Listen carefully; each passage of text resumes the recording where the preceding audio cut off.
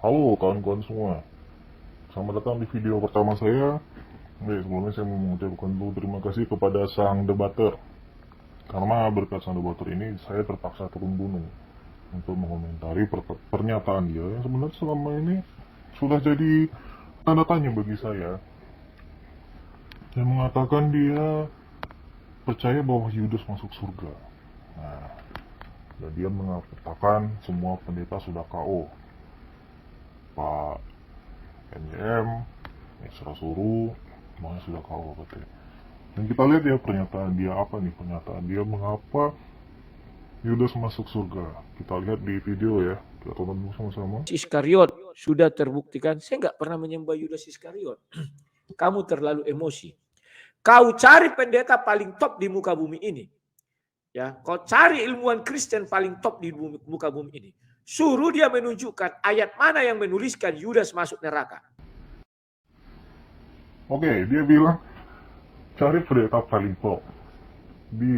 Cari ayat mana yang bisa membuktikan Yudas masuk neraka. Lah emang yang membuktikan Yudas masuk surga siapa? Terus saya tahu dia mengambil ayat-ayat, beberapa ayat nanti bahwa Yudas masuk surga. Nah, kita bahas sama-sama ayat yang diberikan dia. Apakah benar seperti itu? Tetapi kalau kau cari mana ayat yang menuliskan Yudas masuk surga, banyak. Ya, Matius 19 ayat 28. Oke, banyak katanya. Kalau kau cari Yudas masuk surga banyak. Oke, kita lihat mana yang banyak itu. Kita lihat. Matius 19 ayat 28 kawan. Kita buka Matius 19 ayat 28. Oke, kita lihat. Kata Yesus kepada mereka, Aku berkata kepadamu, sesungguhnya pada waktu penciptaan kembali, apabila anak manusia bersemayam di tahta kemuliaannya, kamu yang telah mengikut aku akan duduk juga di atas 12 tahta untuk menghakimi ke-12 suku Israel. Oke, mereka menghakimi ke-12 suku Israel. Memang pada saat ini Yudas masih ada. Tetapi bukankah Yudas akhirnya jatuh? Kejatuhan Yudas adalah ketika menyerahkan Yesus untuk disalib. Dia menjual Yesus demi uang. Nah, apakah orang yang menjual Yesus demi uang akan menghakimi ke-12 suku Israel? Kira-kira gimana nih? Nanti Yudas, dia menghakimi suku Israel. Terus dia bilang, wah kamu mencuri nih, kau mencuri, kau menjual saudaramu. Kira-kira yang dihakimi akan bilang apa? Lah kau saja menjual Yesus. Gimana itu? Misalnya saya orang Israel. Aku nanti dihakimi oleh Yudas. Terus Yudas bilang, Oi kamu kemarin menjual saudaramu. Mereka pasti akan bilang, kau aja menjual Tuhan. Siapa kau menghakimiku? Benar apa benar? Oke, silakan nanti sang debater kalau nonton film ini atau kawan-kawannya sang debater kalau nonton video ini boleh disampaikan. Ya, kita lihat tanggapan sang debater bagaimana. Kita lanjut. Itu yang pertama. Matius 26 ayat 29-28 itu. Oke, dia mengatakan Matius 26. Dia itu pasti mensoroti bagian ini. Yang ayat 29. Akan tetapi aku berkata kepadamu, mulai dari sekarang aku tidak akan minum lagi hasil pokok anggur ini sampai pada hariku minumnya, yaitu yang baru, bersama-sama dengan kamu dalam kerajaan Bapakku. Kamu di sini siapa? Apakah termasuk Yudas? Kita lihat ayat sebelumnya. Ayat berapa yang kita lihat? Ayat 24. Anak manusia memang akan pergi sesuai dengan yang tertulis tentang dia. Akan tetapi celakalah orang yang olehnya anak manusia itu diserahkan. Celaka! Yang olehnya anak manusia itu diserahkan. Ada lebih baik bagi orang itu sekiranya tidak dilahirkan. Jadi Tuhan Yesus mengatakan apa? Celakalah! Celaka. Apakah orang yang celaka itu masuk surga? Atau dibalik?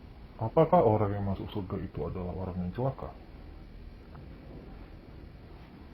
Adalah lebih baik bagi orang itu sekiranya ia tidak dilahirkan. Gimana caranya dia masuk surga, tapi kata Tuhan Yesus lebih baik dia tidak dilahirkan? Itu logikanya gimana itu? Budi, lebih baik Budi, kamu tidak dilahirkan. Artinya apa? Boro-boro si Budi masuk surga. Orang dia aja lebih baik tidak dilahirkan. Benar nggak? Oke, kita lihat lagi ayat berapa yang menjadi acuan dia. 26, 27, 89. Sudah. Yohanes 13 ayat 1. Yohanes 13 ayat 1. Sementara itu, sebelum hari raya Paskah dimulai, Yesus telah tahu bahwa saatnya sudah tiba untuk beralih dari dunia ini kepada Bapa. Sama seperti ia senantiasa mengasihi murid-muridnya, demikianlah sekarang ia mengasihi mereka sampai kepada kesudahannya. Saya tahu, yang diambil soal debat di sini adalah sama seperti ia senantiasa mengasihi murid-muridnya, demikian sekarang ia mengasihi mereka sampai kepada kesudahannya. Pertanyaan yang sama, murid-muridnya di sini siapa? Apakah termasuk Yudas? Bagaimana mungkin Tuhan Yesus mengasihi Yudas sampai kepada kesudahannya kalau Tuhan Yesus sendiri saja mengatakan lebih baik si Yudas tidak usah dilahirkan. Jauh lebih baik bagi dia kalau tidak dilahirkan. Gimana itu? Apakah mungkin Tuhan Yesus mengasihi orang yang Tuhan Yesus bilang lebih baik tidak usah dilahirkan? Si Budi mengasihi anaknya. Apakah mungkin si Budi mengatakan kepada anaknya lebih baik kau nggak usah dilahirkan? Mungkin nggak? Gimana itu logikanya? Jadi saya mengajak teman-teman untuk berpikir ya. Jadi biar teman-teman berpikir sendiri. Apakah yang dikatakan sang debater itu benar? Nah, jadi saya mengajak teman-teman berpikir. Bahkan kalau kita baca di ayat selanjutnya, nah ini, sang debater mungkin tidak membaca ayat selanjutnya, atau dia membaca ayat selanjutnya, tapi dia tidak menjadikan ayat selanjutnya itu sebagai acuan gitu. Karena psikologi mengatakan bahwa jika seseorang meyakini sesuatu, dia akan mengambil bukti-bukti yang mendukung pendapatnya, itu kata psikologi. Jadi mungkin sang debater itu karena dia percaya Yudas masuk surga, ya dia hanya mengambil bukti-bukti ayat yang mendukung pernyataan dia, yang mana padahal dari tadi sudah kita bantah ayat-ayatnya dengan logika-logika yang kita buat. Oke, kita lihat nih, masih di pasal yang sama, Yohanes 13. Tuhan Yesus kemudian membasuh kaki murid-muridnya. Kita lihat dari ayat 10.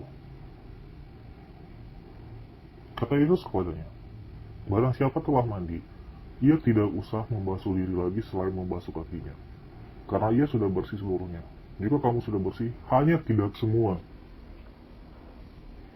Apa maksudnya hanya tidak semua? Bukan maksudnya yang bersih cuma kakinya, atau yang bersih cuma tangannya, bukan.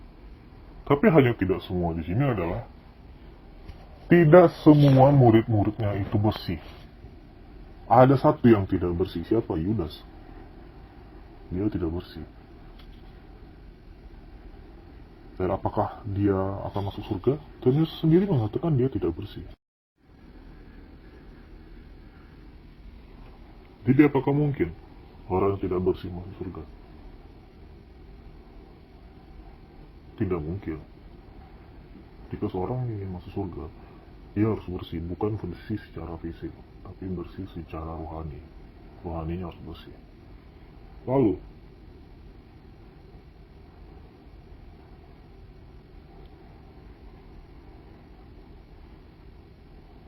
Lalu Tuhan Yesus mengatakan di ayat 11, sebab ia tahu siapa yang akan menyalahkan dia, karena itu ia berkata, tidak semua kamu bersih. Tidak semua kamu bersih. Karena apa? Sebab ia tahu siapa yang akan menyerahkan dia. Siapa? Yudas. Apakah Yudas bersih? Tidak. Tuhan Yesus yang mengatakan, bukan saya. Kalau kita lihat lagi apa pernyataan Sang Debater, apakah dia masih punya ayat, kita lihat ya. Banyak. Wahyu lagi, Wahyu 14 itu tentang nama mereka tertulis. Dan banyak lagi. Wahyu 14 katanya, tentang nama mereka tertulis. Kita buka Wahyu 14, apakah benar? Tetapi masalahnya adalah saya tidak ingat itu ada tertulis di Wahyu 14. Mungkin maksud Sang Debater adalah Wahyu 21 ayat 14. Oke, kalau memang itu maksudnya, kita baca.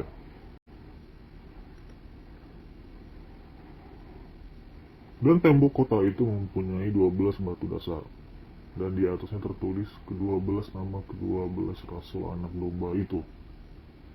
Ke-12 rasul anak domba itu, apakah termasuk Yudas? Bukankah Matius sudah menggantikan Yudas? Bukankah bilangan yang ke-12 itu sudah digantikan oleh Matius? Lalu dari mana ceritanya Yudas yang nempati, orang dari diganti kok?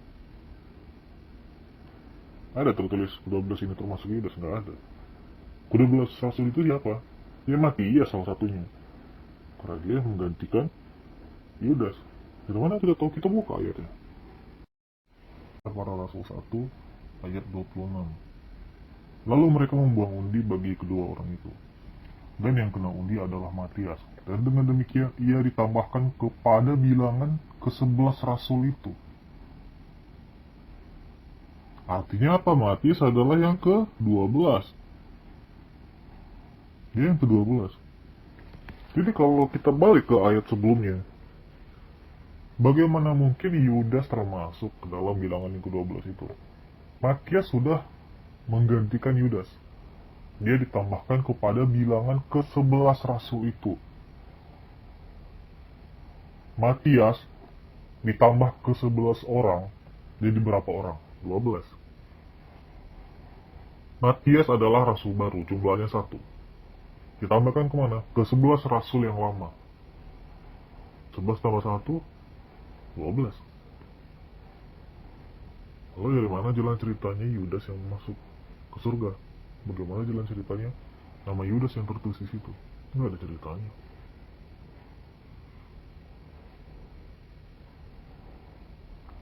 Kita balik ke ayat 24. Kita mundur coba. Kita mundur. Mereka semua berdoa dan berkata, "Ya Tuhan, Engkaulah yang mengenal hati semua orang. Tunjukkanlah kiranya siapa yang Engkau pilih dari kedua orang ini untuk menerima jabatan pelayanan, yaitu kerasulan yang ditinggalkan Yudas, yang telah jatuh ke tempat yang wajar baginya." Kerasulan yang ditinggalkan Yudas. Artinya apa? Kerasulannya sudah ditinggalkan oleh Yudas. Yudas sudah nggak rasul lagi. Karena apa? Sudah ditinggalkan. Lalu dari mana ceritanya Yudas masuk surga, orang dia udah nggak rasul lagi? Jadi teman-teman bisa berpikir sendiri ya. Apalagi teman-teman yang sudah terlanjur percaya bahwa Yudas masuk surga. Silakan teman-teman pikirkan, apakah benar Yudas yang sudah bukan lagi rasul, yang kerasulannya sudah ditinggalkan, masuk surga karena bunuh diri, karena menjual Yesus? Masuk akal? Oke, kita lihat lagi apa tanggapan dari Sang Debater. Apakah masih ada? Coba kita lihat. Tetapi tidak satu ayat pun yang bisa kau bawa ke muka floor, ke depan umum, yang mengatakan Yudas Iskariot ke neraka. Kau cari profesor, suruh berhadapan dengan aku. Tantang kau ya. Doktor Weli Panden Solang mental, Esra Soro mental, MYM mental, semua mental. Tidak satu ayat pun yang bisa kau bawa, kata ya. Ayat yang dia ajukan aja tadi sudah kita bahas semua. Gimana itu? Dia malah merasa bahwa ayat yang dibilang itu menunjukkan Yudas masuk surga. Sudah kita patahkan semua. Kalau dia gak merasa dipatahkan, ya dia aja merasa. Jadi ibarat laki-laki merasa ada perempuan cantik suka sama dia, ya itu kan dia aja merasa. Kita lihat lagi komentar selanjutnya. Siapa namanya? Takbir. Bunuh diri masuk surga. Rudi idiot. Saya tidak pernah mengatakan bunuh diri masuk surga. Isi kepala orang ini kotoran semua. Kalau kau berani Kau panggil orang yang kau anggap paling cerdas di muka bumi. Ya, dia tidak pernah mengatakan bunuh diri masuk surga. Yang dia katakan adalah Yudas Iskariot yang menjual Yesus dan bunuh diri itu masuk surga. Itu yang dia katakan. Ya, saya no komen ya kalau dia bilang isi kepala orang kotoran semua, ya itu urusan dia lah. Kita sebagai anak Tuhan ingat bahwa Tuhan Yesus mengatakan adalah bukan yang masuk ke dalam mulut yang menajiskan, tapi yang keluar dari mulut. Suruh berdebat sama aku. Apakah bunuh dirinya Yudas masuk neraka atau masuk surga? Itu aja kita batasi. Kalau hebat tuh. Kalau hebat. Ya, kau aja yang paling cerdas. Kau aja yang mengatakan bahwa Yudas yang bunuh diri itu masuk surga, ya kau yang paling cerdas ya. Orang lain lah, kalau orang lain mungkin ya di bawah kau lah. Kau yang paling cerdas di dunia ini. Atau misalnya bapakmu seorang guru atau dosen agama suruh berhadapan dengan aku. Sebentar ku sikat bapakmu tuh. Percaya kau? Aduh. Kau main bapak ini. Jangan main bapak lah. Jangan atur emosi. Tuhan Yesus kan mengajarkan kita untuk melakukan kasih. Gak ada tuh main bapak-bapak. Apakah ada diajarkan oleh Tuhan Yesus? Kalau ada orang yang gak setuju dengan kau, panggil bapaknya. Bapakmu suruh, kan gak ada. Jadi gak usah main bapak lah. Sebentar ku sikat bapakmu. Tunggu, ini ada di Alkitab gak ini? Kawan-kawan, bantu saya gak pernah lihat Tuhan Yesus nyuruh kita menyikat bapak orang lain tuh. Saya gak pernah lihat. Coba dibantu ya, ini saya yang kelewat apa gimana nih? Coba dibantu. Atau mamamu, seorang guru agama atau apa, suruh dia bicara sama aku. Kalau kau rasa ilmunya mampu nih. Oke, nggak cukup bapak jadinya mama. Ya. Tadi bapaknya udah, mamanya udah, nih kenapa nih mamanya? Coba kita dengar mamanya kenapa? Sebentar ku sikat. Oke, nggak cukup bapaknya disikat, mamanya juga disikat. Aduh. Jadi kalian kalau mau berdebat sama sang debater, bukan cuma kalian ya yang berdebat, nanti bapak kalian sama mama kalian pun disikat juga. Waduh, ini gimana ini ya? Perbedaan Yudas dengan orang zaman sekarang adalah Yudas bunuh diri, tetapi diampuni Yesus. Yudas bunuh diri tapi diampuni Yesus, yang mana tuh ya? Kok aku gak pernah baca, yang mana? Coba lihat. Dia bunuh diri dulu, baca baik-baik Alkitab. Setelah itu dia mati, tergantung. Yesus masih hidup.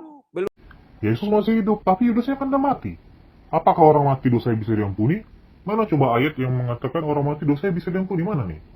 Kalau memang Yudas yang orang mati itu dosanya diampuni karena Yesus masih hidup, berarti orang-orang zaman purba, bukan masih zaman purba zaman manusia-manusia purba menurut sains ya, bukan. Maksudnya adalah orang-orang zaman purba, zaman-zamannya Nuh. Kan banyak tuh yang gak percaya bahwa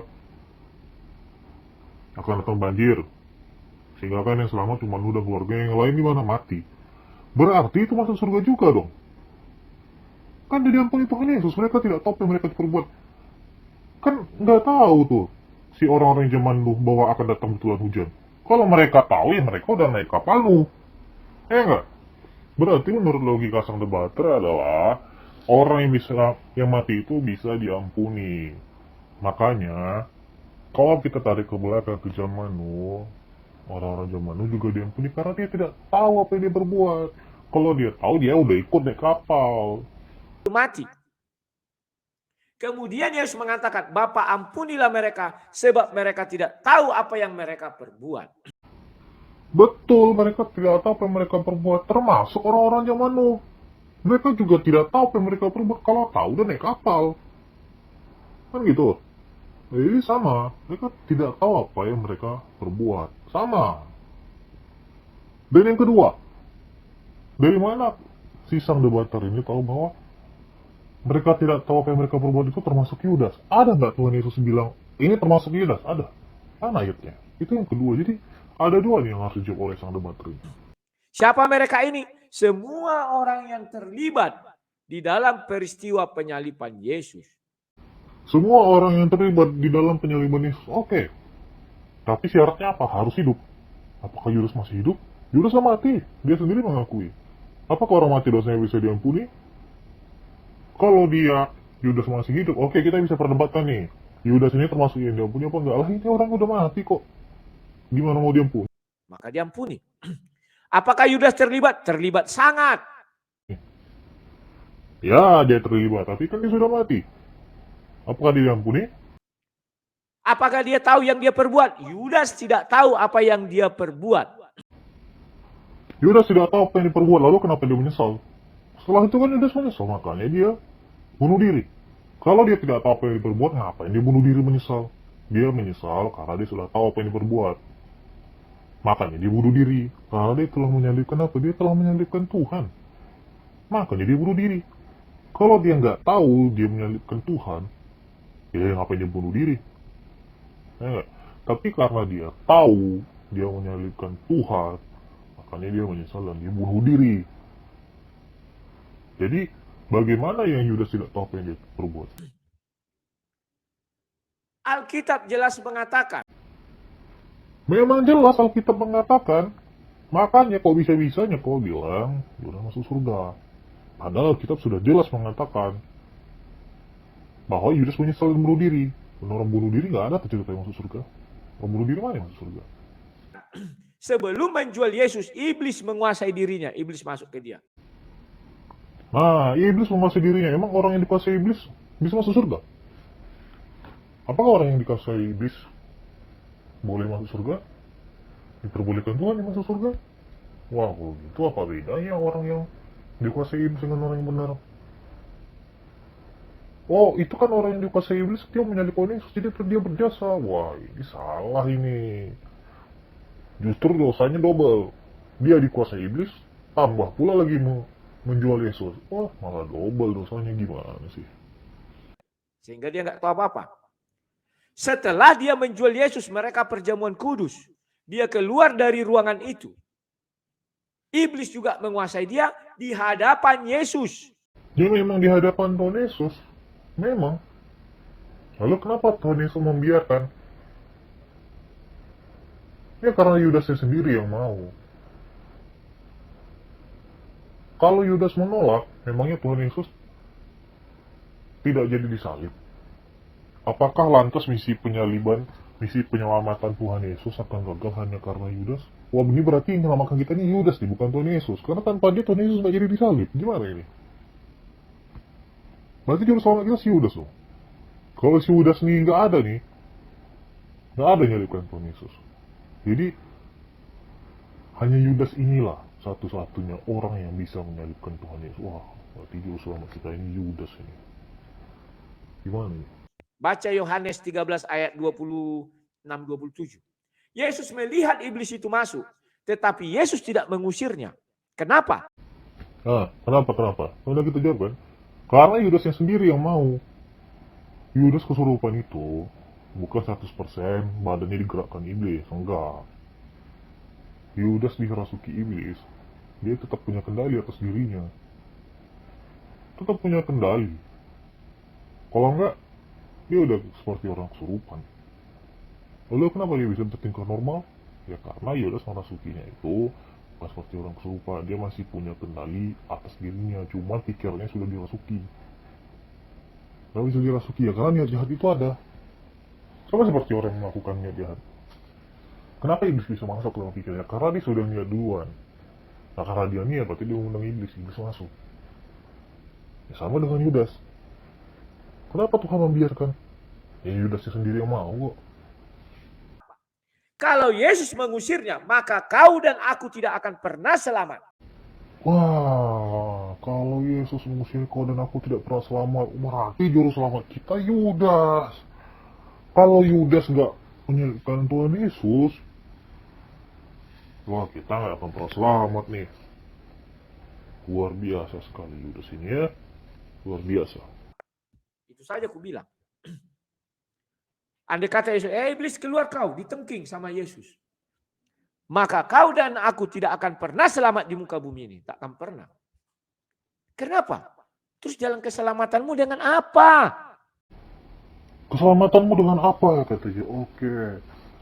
Berarti dia mau mengatakan keselamatan kita itu dengan Yudas. Wah, tapi kalau saya tidak. Keselamatan itu adalah dengan Tuhan Yesus. Tanpa Yudas pun, Tuhan Yesus tetap bisa melakukan misi penyelamatan manusia. Kok jadi malah Tuhan Yesus pula yang bergantung sama Yudas? Ini gimana ini logikanya? Semoga kalian cerdas. Ya memang kami cerdas. Makanya kami nggak percaya Yudas masuk surga. Jangan kalian bilang Yudas itu orang brengsek orang ini. Tidak. Oke, jadi menurut si Sander Button ini, orang yang menjual Yesus, yang padahal dia itu adalah muridnya, dia mengkhianati Tuhan Yesus, dia menjual Tuhan Yesus, akhirnya dia bunuh diri, itu bukan orang brengsek kawan-kawan. Jadi kalau istri kalian mengkhianati kalian, istri kalian itu bukan brengsek. Orang dia ngikut Yudas kok. Kan katanya, si Sander Button ini jangan kalian kira Yudas itu orang brengsek. Jadi kalau istri kalian mengkhianati kalian, ya jangan kira dia itu brengsek. Enggak, menurut logikanya Sander Button. Dia adalah orang yang paling setia. Nah, dia adalah orang paling setia. Jadi kalau istri kalian mengkhianati kalian, istri kalian menjual kalian, istri kalian selingkuh sama kawan kalian, dia adalah orang yang paling setia kawan. Bukan pengkhianat itu, enggak. Dia itu setia. Itulah sebabnya Yesus mengatakan, aku tidak akan membuang kau yang setia sampai pada akhir cerita ini. Ya, tidak akan membuang yang setia katanya. Ya kalian nilai lah, Yudas itu setia enggak? Kalau kalian bilang Yudas itu setia, ya besok kalau istri kalian mengkhianati kalian, jangan bilang dia tidak setia. Dia itu setia sama dengan Yudas, mengkhianati kalian itu setia. Jangan bilang dia enggak setia. Itulah sebabnya Yohanes 13 ayat 1. Sampai pada kesudahannya, dia tetap mengasihi muridnya. Sekalipun dia brengsek termasuk Yudas. Ada kata sekalipun dia brengsek. Coba dulu, gimana tuh kata sekalipun dia brengsek? Kawan-kawan yang nonton video ini, coba carikan saya Tuhan mengasihi murid-muridnya sampai pada kesudahan sekalipun dia brengsek. Itu gimana ya? Saya yang kelewat apa gimana ya? Coba dong dibantu. Yudas brengsek bukan karena niat hatinya, tetapi karena dia sudah dipilih dan ditetapkan. Oke, Yudas brengsek bukan karena niat hatinya, tapi karena dia udah dipilih dan ditetapkan. Berarti yang menetapkan ini siapa? Tuhan kan? Berarti Tuhan menetapkan Yudas jadi brengsek. Wah, ini luar biasa sekali nih. Masa Tuhan menetapkan Yudas sebagai orang brengsek? Kalau saya tidak percaya Tuhan saya menetapkan manusia itu sebagai orang brengsek. Enggak. Manusia brengsek itu karena dia brengsek atas kehendaknya sendiri, bukan karena ditetapkan Tuhan. Tuhan macam apa yang menetapkan manusia jadi brengsek? Itu Tuhan macam apa? Ya pasti bukan Tuhanku. Tuhanku tidak menetapkan manusia sebagai orang brengsek. Siapa yang dipilih dan ditetapkan? Yudas. Yohanes 6 ayat 70, 71.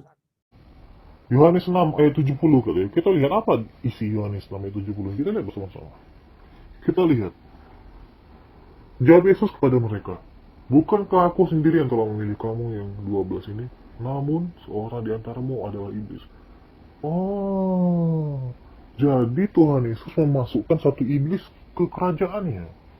Karena kan kata si Sander Button, si Yudas ini termasuk bilangan yang ke-12 itu kan, yang akan menghakimi ke-12 suku Israel. Berarti salah satu dari ke-12 itu iblis kawan. Jadi iblislah yang akan menghakimi ke-12 suku Israel. Wah, luar biasa ini Sander Button ini.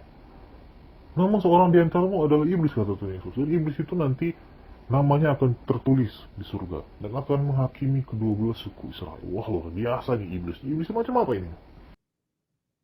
Karena aku sendiri yang memilih engkau. Karena aku sendiri yang memilih kalian yang 12 ini. Tetapi satu di antara kalian adalah iblis. Mau iblis, mau hantu belaut, tetap Yesus yang memilih. Kenapa Yesus memilih iblis? Kalau kau bertanya.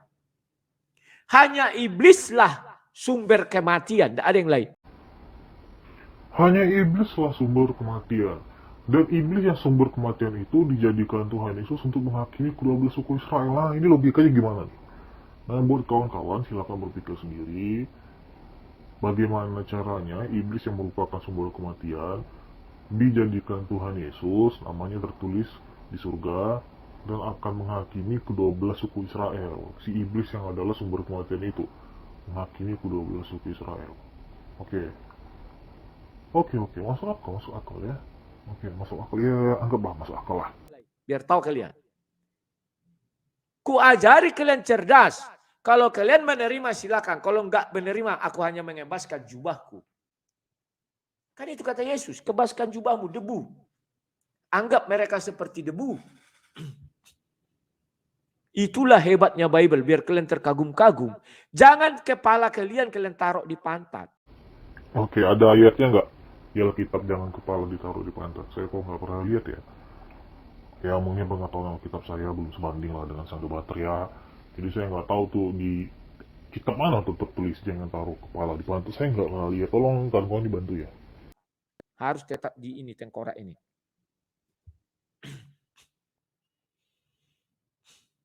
Kenapa saya katakan begitu kawan? Di luar iblis tidak ada yang bisa ibaratnya membuat orang celaka. Karena dua kerajaan di bumi ini. Two kings, two kingdoms. Kerajaan Tuhan dan kerajaan iblis. Kerajaan Tuhan dan kerajaan iblis. Nah, berarti si iblis itu dari kerajaan iblis. Dan si iblis yang dari kerajaan iblis ini namanya nanti tertulis di surga untuk menghakimi ke-12 suku Israel. Nah, berarti salah satu penghuni surga itu adalah si iblis yang dari kerajaan iblis. Nah, ini gimana ini? Mungkin saya belum menangkap nih, karena saya nggak sepintar sang debater. Jadi, buat kawan-kawan pengagum sang debater, boleh nih saya dikasih pencerahan supaya saya paham isi pemikiran sang debater ini, karena saya kok nggak paham. Maka Yesus memilih iblis itu masuk di dalam timnya. Karena hanya iblislah yang bisa mencelakakan orang. Tetapi ingat, di dalam Bible, Yudas tidak sekalipun dibilang Yesus kepada Yudas, enyah engkau iblis. Tak ada itu. Kalau kau dapat ayatnya, detik di mana kau dapat ayatnya, aku sembah kau, minta maaf. Nggak perlu kau sembah, nggak perlu. Karena kami tidak mengharap sembah dari kau.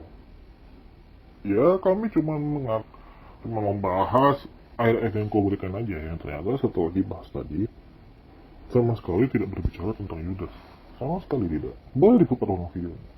Yang ada kepada Petrus dikatakan, bukan kepada Yudas. Kalian tahu siapa Petrus? Pemegang kunci sorga. Bayangkan, kepada seorang pemegang kunci sorga, Yesus mengatakan, enyah engkau iblis. Nah, kenapa kepada Petrus si pemegang kunci surga, dan Yesus mengatakan enyahlah iblis? Ya karena ya, Petrus itu pemegang kunci surga. Tuhan Yesus tidak mau ada iblis di dalam diri Petrus. Tuhan Yesus tidak mau ada iblis di dalam diri pemegang kunci surga. Gak mau Tuhan Yesus. Lalu kenapa dari Yudas gak diusir? Ya karena dia bukan penghuni surga. Apakah Tuhan Yesus menetapkan dia bukan jadi penghuni surga? Enggak. Atas kemauan Yudas sendiri. Makanya Yudas itu tidak dihardik iblisnya.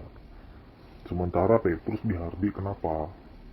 Karena dia pemegang kunci surga. Tuhan Yesus nggak mau si pemegang kunci surga ini ada iblis di dalam dirinya, nggak mau. Oke teman-teman, segitu dulu pembahasan dari saya. Ya, subscribe channel ini dan dukung agar channel ini semakin berkembang. Jadi semoga ini bukan video terakhir saya, dan semoga channel ini akan terus berkembang, akan terus bermanfaat bagi teman-teman semua. Oke, sampai jumpa lagi di video selanjutnya.